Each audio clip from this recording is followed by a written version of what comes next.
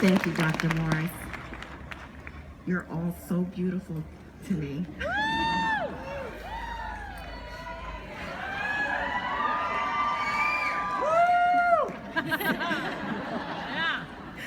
Since the summer of 1969, Boscawen has been our family's home. In 1997, I started a business doing residential placement for individuals with developmental disabilities. Our clients were very appreciative. Others, however, not so much.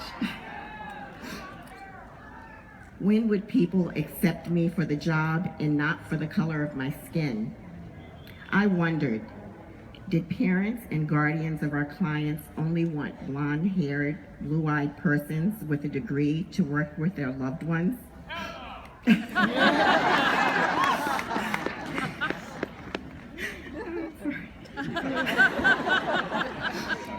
Not being treated the same as others who did the same work? That readied me to stand up, speak out, and affect change.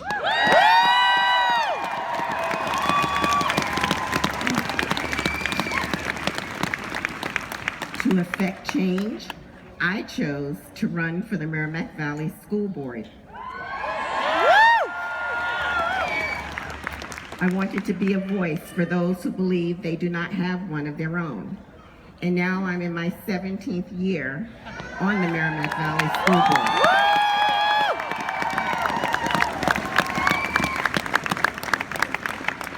To affect change, I chose to serve as a state representative, to be a voice for those who believe they do not have one of their own. And now I'm in my 3rd term.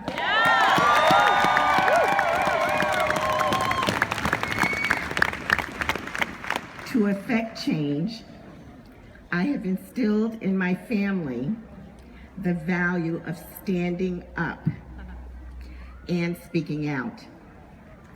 So, some of you have heard of my grandson, Samuel Alicea. Samuel is a junior at Tilton School. He plays football and basketball, and he's currently involved with the community service class at the Tilton School, where he volunteers at the Veterans Home, daycares, and other local businesses. Thank you.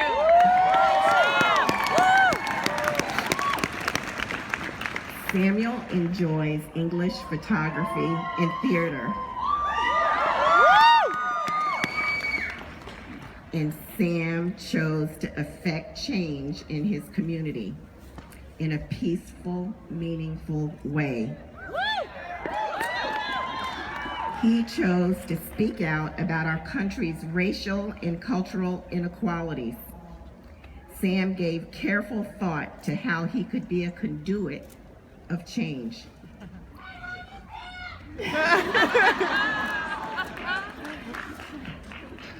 He chose an act of nonviolent resistance to spark community conversation around the inequalities. He chose to take a knee at a high school football game during our nation's anthem.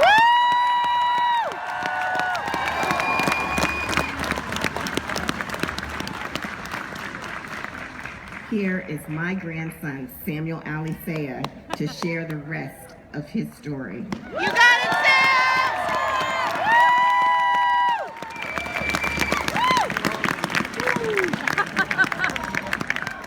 Thank you, Nana. One more round of...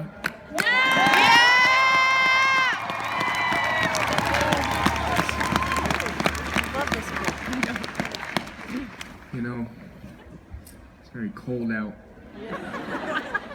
I'm using that as my excuse because I'm shaking. I'm really nervous. It's all right. We got you!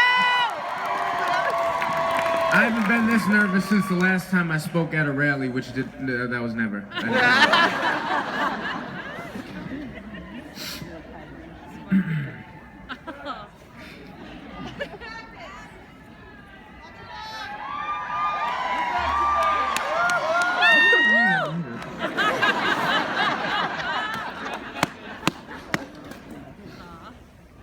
Trayvon Martin, Michael Brown, Dontre Hamilton, John Crawford, Ezell Ford, Dante Parker, Tanisha Anderson, Kajimi Powell, Akai Gurley, Tamir Rice, Romaine Brisbane, Tyree Woodson, Jermaine Reed, Tony Robinson, Philip White, Victor White III, Eric Harris, Walter Scott, Yvette Smith, Mackenzie Cochran, Jordan Baker, Freddie Gray, Andy Lopez, Miriam Carey, Jonathan Farrell, Dion Flood, Kimani Gray, Terrence Crutcher, Sandra Bland, Philandro Castro, Keith Lamont Scott. I would assume these names sound familiar. Yeah? Yeah. I think we all know these are the names of Black American men, women, and children who were unjustly killed by the police for a multitude of reasons. And my cousins, my uncles, my aunts, my mother, my grandmother, and I, although humans, still have a different color than others. I like to consider it, we're all a human race, but others feel differently. We have a different color than others. So at any time, we could be added to this list, and I pray to God that we're not ever added to this list. Yeah. But let me tell you some more about myself. On September 16th, at my homecoming football game, I decided to take a knee during the national anthem.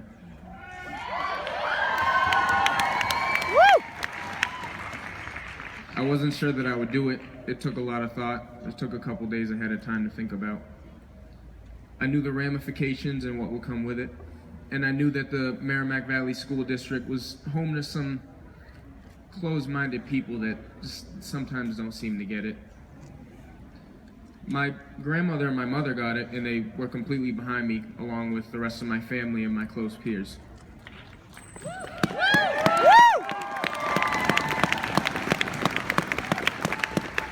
In fact, my mom actually told me that she was compelled to sit down during the national anthem, which is a big thing for her. And my grandmother, I think it's a big thing in general. That takes a lot of heart. But she felt it wasn't the appropriate time, considering she hadn't discussed it with me.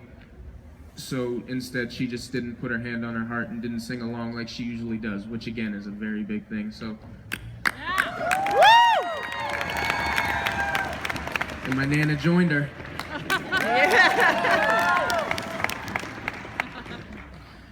However, we can no longer stay silent about the constant and glaring racial injustices in America.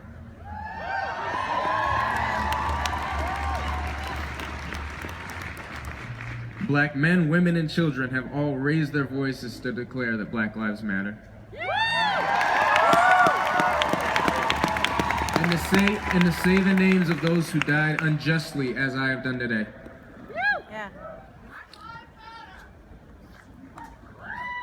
I often felt that I don't do enough to create that social change that I look for in our society, the change that I seek in our country. These inequities need to be acknowledged and addressed if we really are not going back.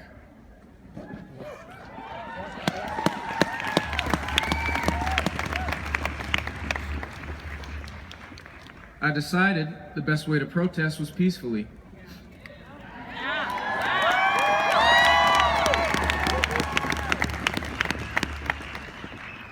I often tell my friends and family that there were other things that I could have done, more violent things. That's not in my nature, but I could have done other things to the flag. I could have burned the flag.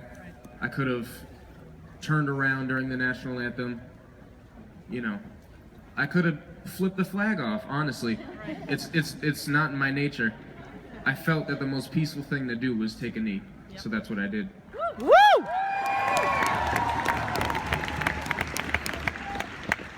but I'm here today to say that we the people can no longer stay silent about the constant and glaring injustices in this society. Yeah. And we the people will not in any way whatsoever allow anyone trying to fill our lives with negative and destructive thoughts control our choices.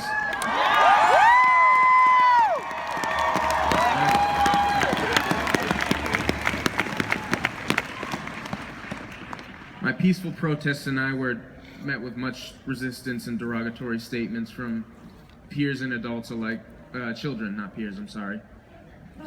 In our nearly 50 years in New Hampshire, my family has endured countless acts of blatant and underhanded racism, like showing up to events with blackface, or being rejected from a job or a school saying that we're not good enough, or we're not like the others, or that we're not the right fit. Despite all of this, I'm proud of where I come from.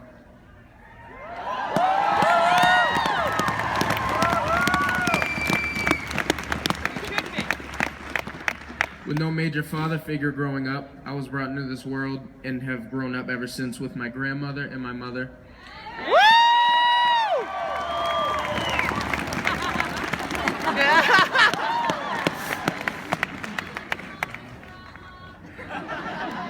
They're the best. These two strong-willed women have taught me many important life lessons, the most important of which is to respect women.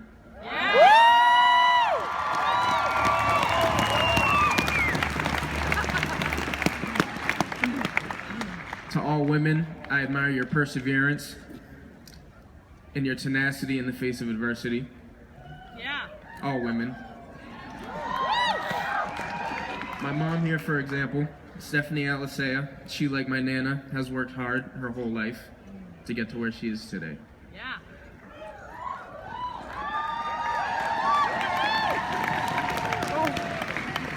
She worked hard to give me the opportunities that I have today to be able to speak up here in front of all of you people. She's a testament to her own strength. She has her master's degree of education in curriculum and instruction. There's more. And she's working on her doctorate in education.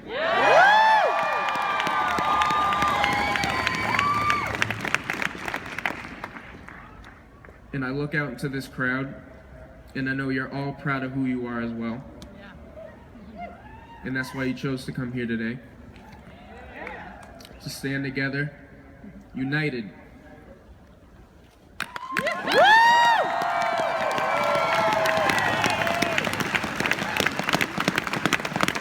And as we continue into 2017, I'm going to continue. Speak out!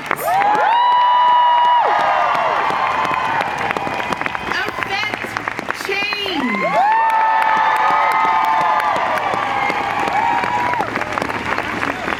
One more thing, because in the end, we will remember not the words of our enemies, but the silence of our friends. Thank you.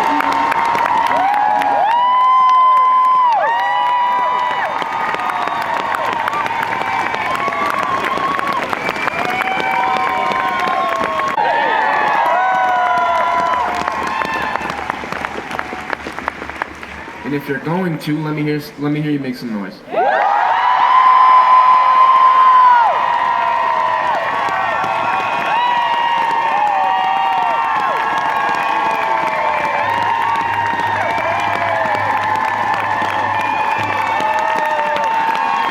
I said, let me hear you make some noise.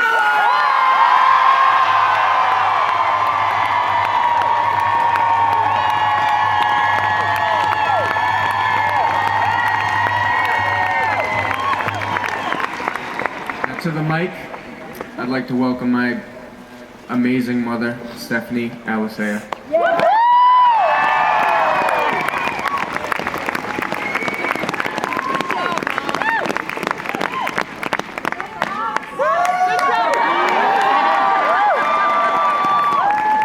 Wow. Thank you guys for being here today. I promised I wouldn't cry. I promised myself I wouldn't cry. But there's Samuel. And there's Mom. And thank you guys. There's you, right? So, as Samuel said, in Hanover, the anthem was about to start. The usual announcement about standing and paying reverence to the flag and the anthem was on the loudspeaker. As I looked at the flag, I thought, why am I standing for something that does not represent me or families like me? How could I stand for the constant discrimination, disrespect, and all over inequality in America? I thought, I don't want to.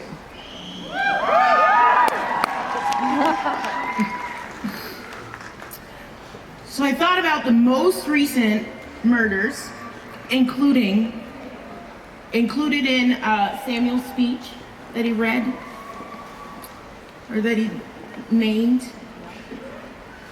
and the lack of consequences related to those. I didn't talk to my son about it, as he stated, about these thoughts and how these injustices plagued me as I looked at that flag. I didn't want to embarrass him or make waves for him. Little did I know, he was definitely on the same page.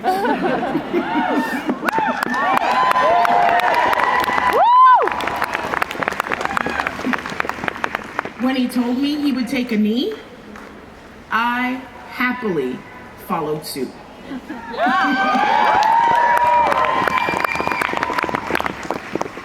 So many people, including friends, asked me, did you tell him to do that?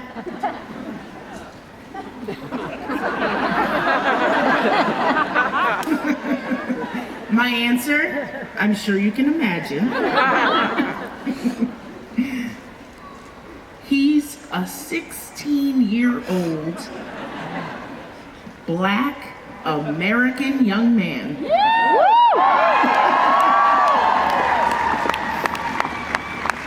Why would I ask him to do such a thing? Especially knowing the individuals we're surrounded by and the potential ramifications. No way. So others asked,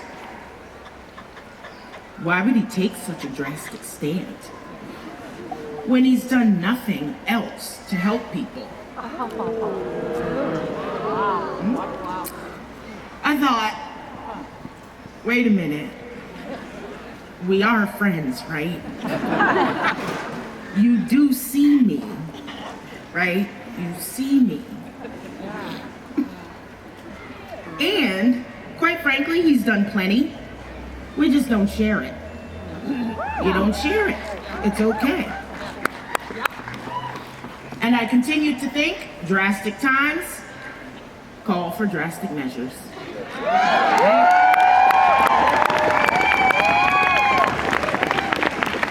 So I am angry at the images on the news and our social media feeds that have not changed, nor most of the rhetoric.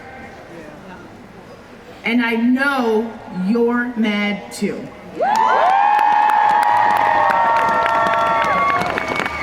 that's why we're here today, right?